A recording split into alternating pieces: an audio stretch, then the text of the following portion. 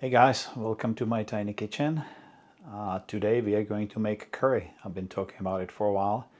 Before I forget, on my website I did finally put together a little journal. It's a 30-day journal, so if you are doing a reset like I am, if you think that it would be helpful, you can go to my website, which is examinedlifestyle.com, or I think if you do daily 3miles.com, it will bring you there too. And I think if you go under shop, it's free. There's a journal, it's a PDF, you just download it. You can actually fill it on a computer, but you can print it. It's got some questions about daily walk, daily movement, about your mood, I think. Actually, it's been a while since I put it together, but somebody finally put it on a website for me. So check it out. Maybe you'll find it helpful. But let's make a curry. Now, you can make the curry in an Instant Pot, which is what I'm gonna do because I'm lazy. Or you can make it in a big heavy pot like this. We're doing it because of the reset. We're going oil-free, salt-free, all that, which makes cooking a little bit more complicated. First thing I'm going to do, maybe, is saute. Instant Pot, you only need two functions: saute and just cook. So I may saute in a tablespoon of water a little bit of onion. You see how finely minced that is? Because the onion will give it sweetness, it will give it body, because it's so small it will just kind of cook out, and it will give it a little bit of umami structure that will hold other flavors. So I'm gonna put a bunch. And if you are cooking without oil, because oil carries flavors, so if you're cooking without oil, then you kind of have to, and without salt especially, you really kind of have to be mindful and compensate. So anyway, I'm going to saute some onion. Then I'm going to saute some carrots. And by the way, what is curry, right? It comes from Dravidian roots. Then the Dutch Portuguese sailors kind of took the term. Finally, the British, when they made India into colonies, they took it and they took it back, and it started to mean this. Instead of meaning spice, they had their own powders made, and any spicy dish, sort of Indian dish, becomes curry. So there's really, nobody can really tell you how to make curry. And what we mean by today is kind of the brown sauce or the spicy sauce, sometimes more sweet. And it has nothing to do really with the curry leaves, even though curry leaves are often part of the powder. I will not use them today because I'm trying to make these recipes so you guys can follow them. And I'm sure nobody, I don't want to presume, but if you're a guy not so sure about cooking, you probably don't have curry leaves at home. So we'll leave them out for today. So then I'm going to, like I said, saute up some carrots, and then I'll just dump stuff in. I finely minced the onions, but then I left some onions in big chunks because I like that in a curry. So I took a huge onion, cut it in half, minced one half, and just kind of cut into big pieces the other half, which I won't saute. I'll add it later. Big thing of potatoes because I love potatoes. So I consider curry sort of Indian goulash. So same as when I make goulash, when I make a lot of these things, whatever you have around the house. If I had cauliflower, I would put cauliflower. Maybe if I had bell peppers, I would put bell peppers. Chickpeas, always. So look at that, protein. Red lentils go in a lot of Indian dishes. They are really high in protein. If you cook them in Instant Pot, they will just cook to nothing. They will add, again, even more body. Crushed tomato.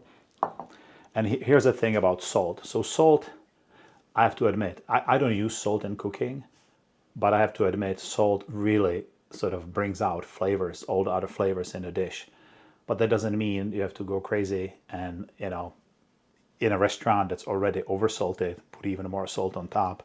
Realistically, for the chemistry that needs to happen, 1/4 of a teaspoon is sufficient for a 6-quart dish. So normally, if you don't use salt, you really have to kind of compensate for it by sauteing in the beginning, putting acid at the end, like lemon juice, vinegar, or something at the end. You really kind of have to make up for it. But if you use canned chickpeas or any beans, if you use canned crushed tomato, even if you wash it, like I did, soak it, wash it, rinse it, you're still getting enough salt and plenty of sodium. So if you use like fresh beans or dried beans and cook from scratch, then you have to worry about compensating for salt. But if you use any kind of product like that, you have plenty of salt.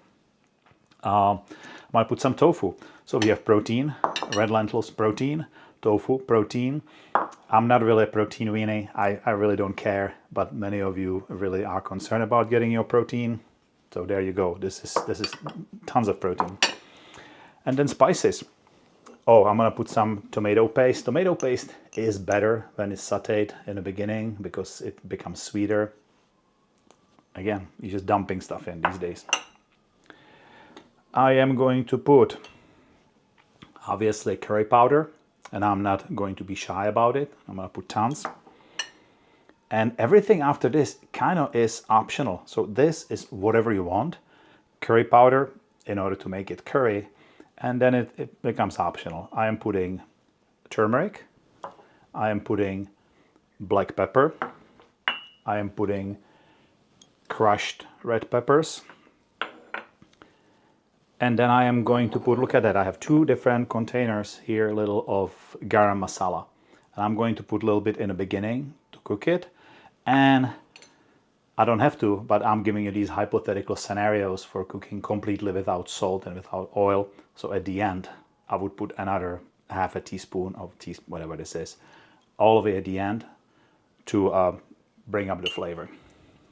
And finally, if I was trying to work with the flavors and not using any salt or whatever, at the end, splash, well, more than splash, this is like 2 tablespoons of lemon juice.